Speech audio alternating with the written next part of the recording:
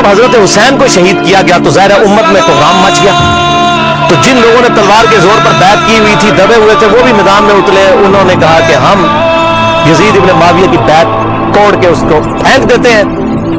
سب سے پہلے اہل مدینہ نے بغاوت کی, اور صحیح مسلم میں کتاب الامارہ چیپٹر میں موجود ہے یہ چیز, امارت کے بیان والے چیپٹر میں صحیح مسلم کے اندر.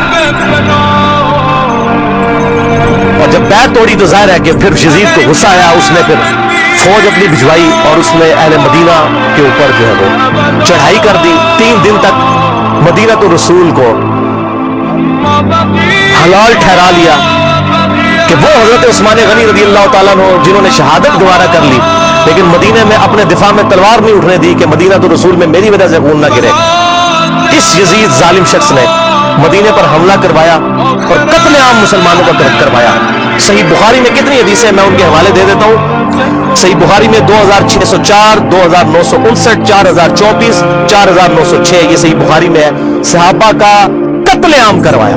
یہ کہتے ہیں صحابہ کے گستاخ, اور جنہوں نے چمچے ہونے سب تو بڑے گستاخ وہ جیسے صحابہ تھے جنہوں نے صحابہ کو قتل کیتا ہے. گالی دینا تو چھوٹا جرم ہے, قتل کروانا بڑا جرم ہے. اور گالی بھی میں نے بتا دیا انہوں نے شروع کروائی نہیں ہے. یہ ساری بدعتیں بنو امیہ کی شروع کی ہوئی ہیں, ممبروں پر حضرت علی پر لعنت کرنا اور صحابہ کو قتل کرنا. اور صحیح مسلم میں 3339, 3319, 3323 سے لے کر 3333 تک یہ 15-20 احادیث ہیں جن کا لب لباب یہ ہے کہ آپ صلی اللہ علیہ وسلم نے ارشاد فرمایا جس نے اہل مدینہ کو ڈرایا, اہل مدینہ کو دھمکایا یا مدینہ میں بدعت کو جاری کیا, مدینے والوں پر ظلم کیا, اس پر اللہ کی لعنت, اللہ کے فرشتوں کی لعنت اور تمام لعنت کرنے والوں کی لعنت. کہتے ہیں یزید پر لعنت نہ کریں. ہم کسی کلمہ گو اہل قبلہ کے اوپر لعنت کے قائل نہیں ہیں. آپ صلی اللہ علیہ وسلم نے ہمیں منع کیا ہے, لیکن اس کا یہ مطلب نہیں کہ وہ لعنت کا اہل نہیں ہے. لعنت خود بخود ہو جائے گی. قرآن میں آیا لعنت اللہ علی الکاذبین, جھوٹوں پر اللہ کی لعنت. آپ میرے سامنے واضح جھوٹ بولے, میں آپ کو لعنتی پھر بھی نہیں کہہ سکتا, حالانکہ آپ لعنت کے مستحق ہو رہے ہوں گے. جھوٹ بول کے خود بخود مستحق ہوں گے لعنت کے. اسی طریقے سے سورہ محمد کی آیت نمبر 22 اور 23 میں آتا ہے جو لوگ فساد فی الارض کرتے ہیں, زمین میں قتل ناحق کرتے ہیں, ان پر اللہ تعالیٰ کی لعنت ہوتی ہے. تو قرآن میں لعنت آئی ہے ظالموں کے اوپر, تو ہمیں وہ بھیجنے کی ضرورت نہیں. خود بخود جسے فٹ اسے گفٹ, جو ایسا کام کرے گا وہ خود لعنت کا مستحق ہو جائے گا. ہم کیوں لعنت بھیجیں, وہ خود بخود لعنت کے مستحق ہو گئے. والعیاذ باللہ تعالی. اور اسی واقعہ, اس کو واقعہ حرہ کہتے ہیں جس میں اہل مدینہ کو لوٹا گیا, اور یہاں تک کہ حافظ ابن کثیر جو آخری درجے تک اہل شام کا دفاع کرتے ہیں, لیکن یہاں پر وہ بھی تڑپ اٹھے اور انہوں نے کہا کہ یہ یزید نے جو ظلم ڈھایا, 1000 صحابیات اور تابعیات بغیر شادی کے حاملہ ٹھہری, زنا کیا یزید کی فوجوں نے. 3 دن تک مسجد نبی میں گھوڑے باندھے وہاں پر پیشاب کرتے رہے اور مسجد نبی میں نماز نہیں ہوئی. اور حتیٰ کہ پھر حافظ ابن کثیر تڑپ اٹھے جب مختار سخوی نے 22,000 قاتلین حسین کو ایک ایک لسٹ بنا کر قتل کیا, تو ابن کثیر کہتے ہیں کہ اس نے مسلمانوں کے دل ٹھنڈے کر دیے. ایک تو توابون کھڑے ہوئے 4000 کے قریب, لیکن وہ عبید اللہ ابن زیاد کا مقابلہ نہیں کر سکے. بعد میں مختار سخوی نے جس طریقے سے ان کو قتل کیا جو حضرت حسین کے خلاف کھڑے ہوئے تھے, اور آپ دیکھیں اس کا سرغنہ کون تھا, عمر ابن سعد ابن ابی وقاص, جنتی صحابی کا بیٹا. حضرت نوح علیہ السلام پیغمبر سے بیٹا کیا نکلا, کافر. نہیں صحابہ کی اولاد, اور بھی نبی کی اولاد سے بڑھ کر کون ہو سکتا ہے, حضرت نوح کا بیٹا کافر. تو اس کی وجہ سے حضرت نوح کو تو کوئی لعن طعن نہیں کر سکتا. اسی طریقے سے عمر ابن سعد ابن ابی وقاص جنتی صحابی ہیں. ایک مجلس میں جن 10 صحابہ کو بشارت ملی ان میں یہ بھی شامل ہے, اور آخری وقت تک یہ حق کی آواز بلند کرتے رہے الحمدللہ.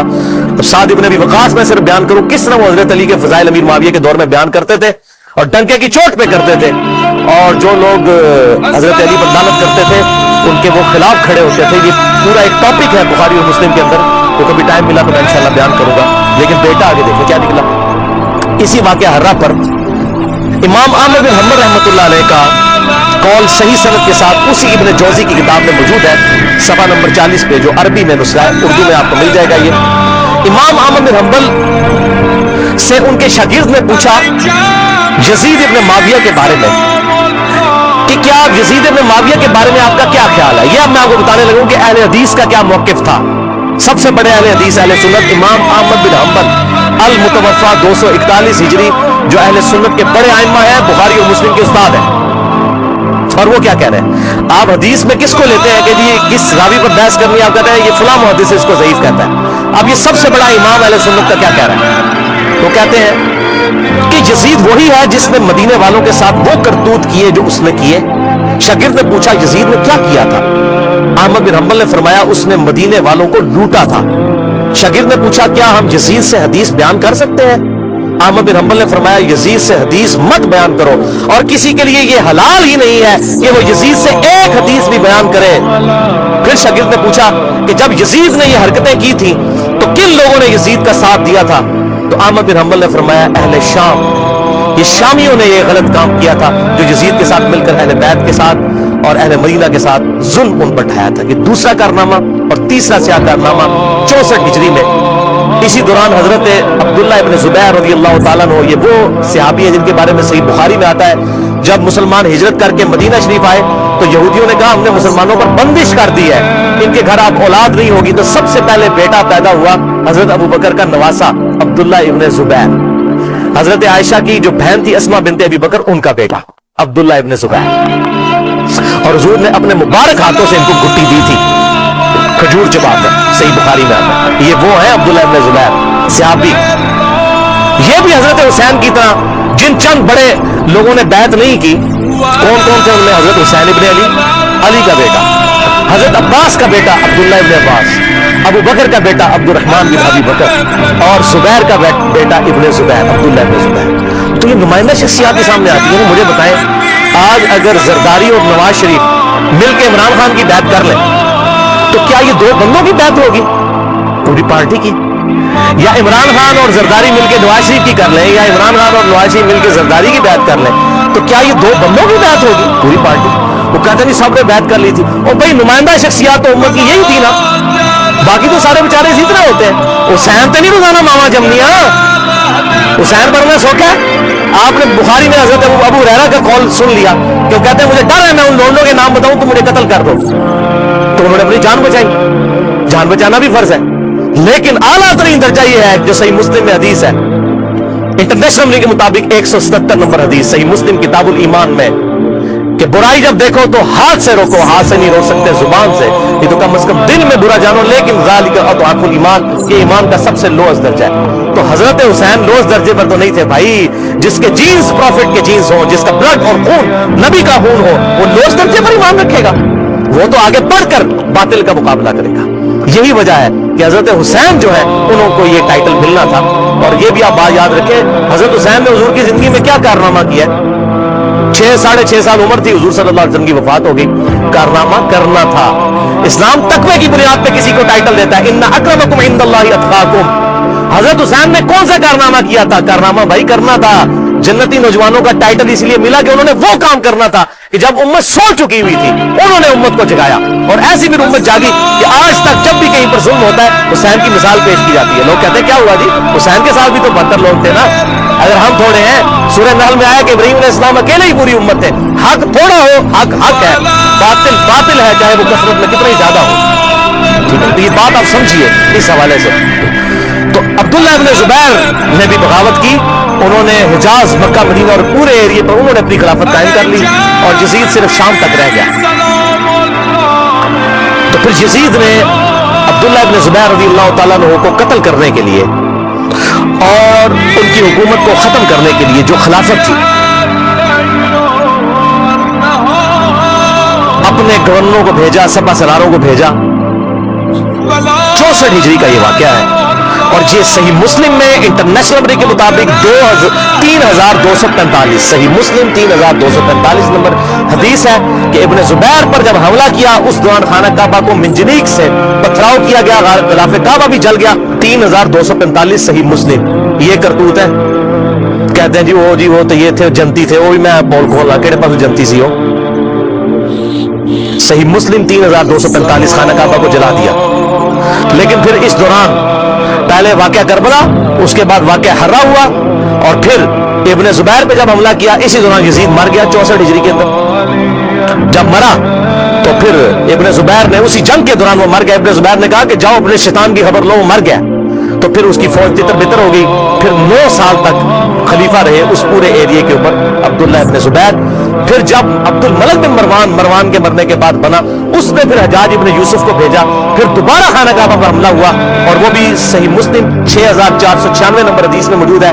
फिर इब्न जुबैर को हज्जाज इब्न यूसुफ ने, जो इसी बनु उमैया की बाकियात थी, उसने कत्ल करके खाना काबे के दरवाजे पे इनकी लाश, सहाबी रसूल की लाश लटकाई है 1 हफ्ते तक के लिए। सही मुस्लिम 6496। इब्न जुबैर को 74 हिजरी के अंदर शहीद कर दिया गया।